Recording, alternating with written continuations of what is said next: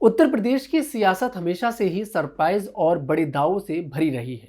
यहाँ हर चुनाव से पहले तरह तरह की अफवाहें उड़ती हैं, जो कभी कभी हकीकत बन जाती हैं और कभी सिर्फ चर्चा का विषय बनकर रह जाती हैं। इन दिनों एक ऐसी ही दिलचस्प खबर जोरों पर है। क्या बहुजन समाज पार्टी यानी बसपा की नेता मायावती अपनी पार्टी को भारतीय जनता पार्टी यानी बीजेपी में मिला रही हैं? यह सवाल पूरे यूपी में चर्चा का केंद्र बन गया है। दलित वोट बैंक, सत्ता का गणित और भविष्य की राजनीति, यह सब कुछ इस कयास के इर्द गिर्द घूम रहा है। लेकिन क्या यह सिर्फ अफवाह है या असली खेल? आइए इस पूरे मसले को समझते हैं। नमस्कार, मैं हूं आपके साथ तरुण दीक्षित और आप देख रहे हैं द न्यूज़ 15। मायावती और बीजेपी का रिश्ता कोई नया नहीं है। साल 1995 में बीजेपी के समर्थन से मायावती पहली बार उत्तर प्रदेश की मुख्यमंत्री बनी थी। उसके बाद 1997 और 2002 में भी बीजेपी के बाहर से समर्थन से उन्होंने सरकार चलाई। इन गठबंधनों में दोनों पार्टियों को फायदा हुआ। बसपा को दलितों का मजबूत चेहरा बनने का मौका मिला और बीजेपी को समाजवादी पार्टी को कमजोर करने में मदद मिली। दोनों की सोच अलग अलग रही। मायावती ने कई बार बीजेपी को सांप्रदायिक बताया, लेकिन व्यवहारिक राजनीति में दोनों ने एक दूसरे का साथ दिया। हाल के सालों में मायावती योगी आदित्यनाथ सरकार की तारीफ करती नजर आई। उन्होंने कहा कि काशीराम जी के स्मारकों का रखरखाव योगी सरकार ने अच्छे से किया, जबकि सपा के समय में ये बर्बाद हो गए थे। बीजेपी के नेता भी मायावती का सम्मान जता रहे हैं। उन्होंने कहा कि जब सपा उन्हें अपमानित करने की कोशिश कर रही थी, तब बीजेपी ने उन्हें मुख्यमंत्री बनाया।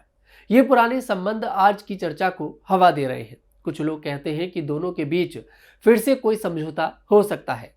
बसपा का वोट बैंक पहले बहुत मजबूत था। 2007 में मायावती ने अकेले बहुमत की सरकार बनाई थी, लेकिन अब स्थिति बदल गई है। 2022 के विधानसभा चुनाव में बसपा को सिर्फ 13% वोट मिले और सिर्फ एक सीट। 2024 के लोकसभा चुनाव में वोट शेयर और गिरकर करीब 9% रह गया और कोई सीट नहीं मिली।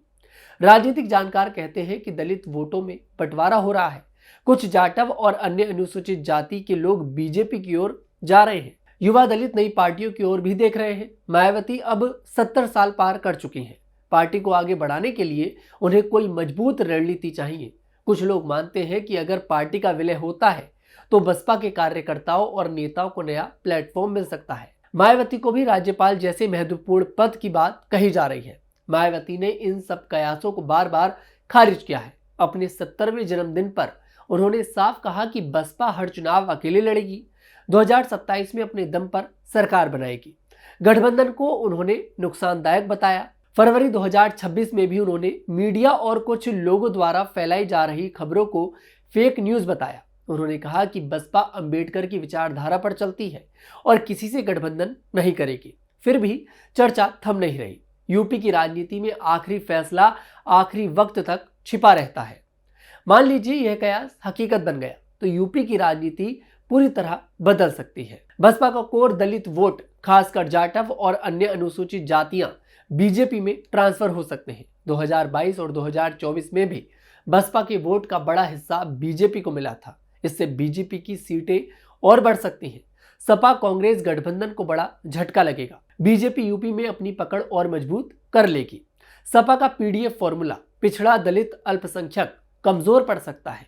दलित वोट कम होने से सपा को नुकसान होगा। मुस्लिम वोट सपा के पास और जमा हो सकता है, लेकिन कुल मिलाकर विपक्षी वोट बंटने से बीजेपी को ही फायदा जाएगा। बसपा का स्वतंत्र अस्तित्व खत्म होने से दलित समाज में बंटवारा बढ़ सकता है।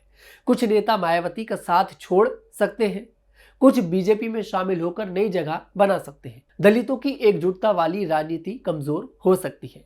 यूपी में बीजेपी बनाम सपा की द्विध्रुवीय लड़ाई और तेज हो जाएगी। तीसरा मोर्चा लगभग खत्म हो जाएगा, लेकिन सामाजिक समीकरण लंबे समय तक प्रभावित रहेंगे। छोटी छोटी जातियां और नए चेहरे उभर सकते हैं।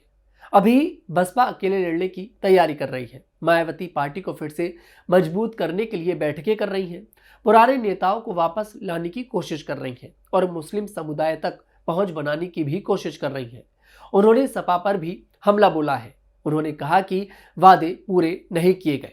बीजेपी की ओर से भी मायावती को लेकर सकारात्मक बयान आते रहते हैं, लेकिन कोई आधिकारिक गठबंधन की पुष्टि नहीं हुई है। यूपी में 2027 के चुनाव अभी दूर है, लेकिन तैयारियां शुरू हो चुकी हैं। मायावती एक अनुभवी नेता हैं। उन्होंने कई बार राजनीतिक उलटफेर देखे हैं।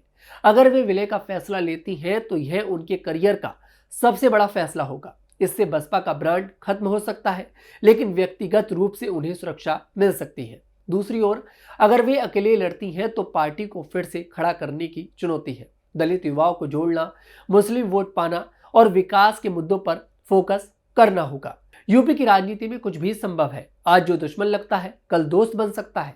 मायावती ने कहा कि बसपा स्वतंत्र रहेगी, लेकिन समय के साथ परिस्थितियां बदलती हैं। फिलहाल यह मजबूत कयास है, लेकिन मायावती ने इसे साफ तौर पर नकारा है। बसपा के कार्यकर्ता भी इस पर भरोसा नहीं कर रहे हैं। 2027 का चुनाव असली फैसला करेगा। क्या दलित राजनीति का नया अध्याय लिखा जाएगा या पुरानी ताकतें फिर एक हो जाएंगी? समय ही बताएगा। यह पूरा मसला यूपी की सियासत को समझने का शानदार उदाहरण है। यहाँ वोट, जाति, सत्ता और भावनाएं सब मिलकर खेलती हैं। राजनीति बदलती रहती है, लेकिन लोगों की उम्मीदें और विकास की जरूरतें हमेशा बनी रहती हैं। यूपी का भविष्य इसी पर निर्भर करेगा। फिलहाल मैं तनुज दीक्षित फिर आपसे मुलाकात करूंगा। तब तक ले हमारे साथ देखते रहिए द न्यूज़ 15 उत्तर प्रदेश।